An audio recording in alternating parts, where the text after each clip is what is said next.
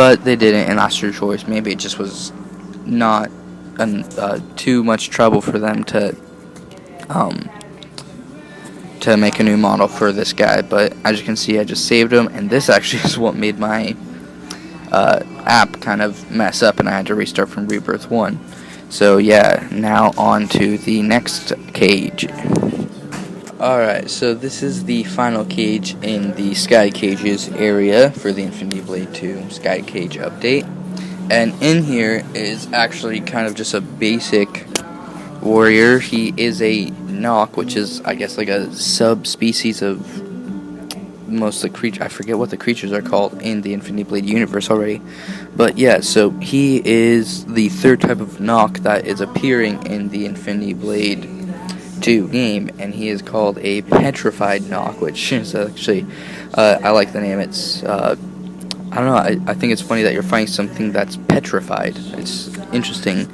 But, before I forget to say this, all the creatures, all the new enemies in the Infinity Blade Skycage update are zone specific, and what that means is that they only appear in this one spot if you do this certain things correctly. Like the Skycage, these guys are only in the cages, and to fight them you have to open the cages. And even the headsman is only at that one spot. He's nowhere else in the Citadel at all, or in the Vault of Tears, anywhere on the map. The same for the last guy we'll be showing you in a second, and I'll tell you exactly how you have to be able to find him, which is actually a little bit tricky, but you can do it. Alright, so, yeah, before I forget, I also had a shout out to, hold on, let me find out what it is real quick. Yes, I have a shout out to J3Y Oblivion, and I hope I got your YouTube username correct, but he gave me a brilliant idea for my next video what to do, and what it will be is the new lore added to the Infinity Blade universe through Infinity Blade Skycage. So that's going to be cool, and I again thank you very much for suggesting that, and I hope you guys definitely enjoy that video when it comes out. Plus, I hope you guys enjoy all the videos I make on anything really, but specifically the Infinity Blade videos I do. And so yeah, just thank you again for that suggestion. I'll definitely get working on that as soon as I'm done with this video. Now, as you can see, I'm finishing beating this guy up, as he's actually almost killing me again. I really need to work on my defense, I guess. I'm not too good at that right now. But, so we're gonna head on over to the final boss, and this will be the end, I guess.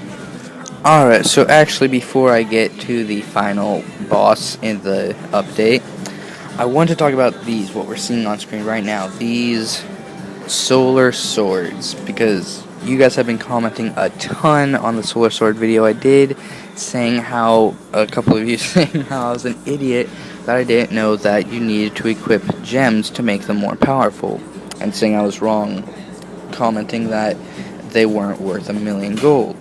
Well, it's true, I didn't know that equipping gems, that if you equip a gem, it multiplies the power of that gem by 10. So like if you have a 400 attack lightning, it's a 4000 attack lightning, which actually I have lightning equipped to these. It was like 80, so I got 800 attack on these extra, which is cool.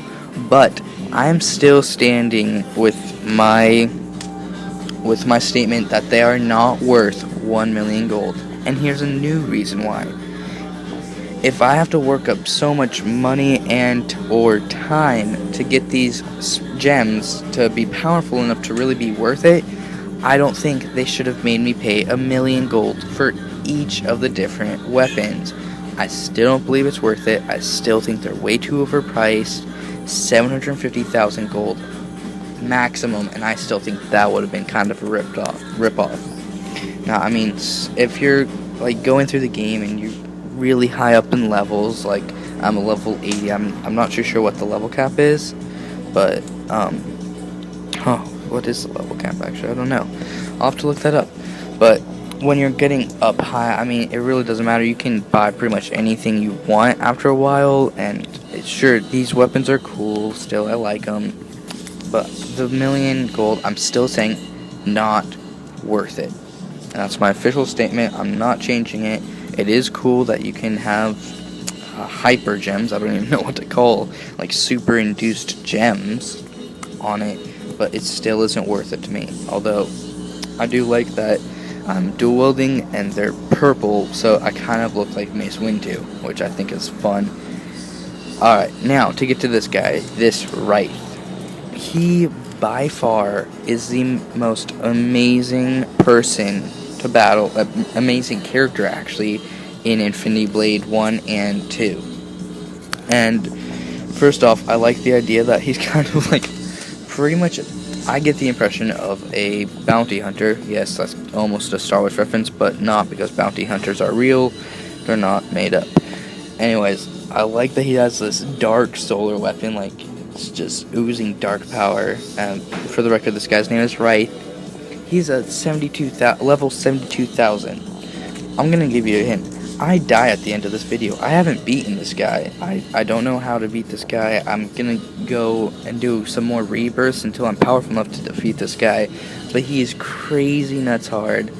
But here's the thing, before I finish up this video, you need to have two things before he even appears. First off, this room we're in is the MX Goliath room. So, as you can maybe imagine, you have to defeat the MX Goliath first.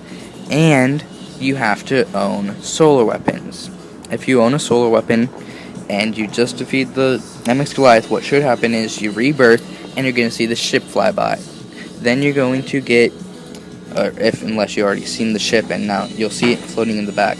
So he'll be there waiting for you, but if it's your first time, you should get an achievement called, what was that? And so, yeah, coming to the end of the video. As you see, I just died, as I told you I would. Real quick, thank you guys for watching. I really hope you enjoyed. Keep commenting.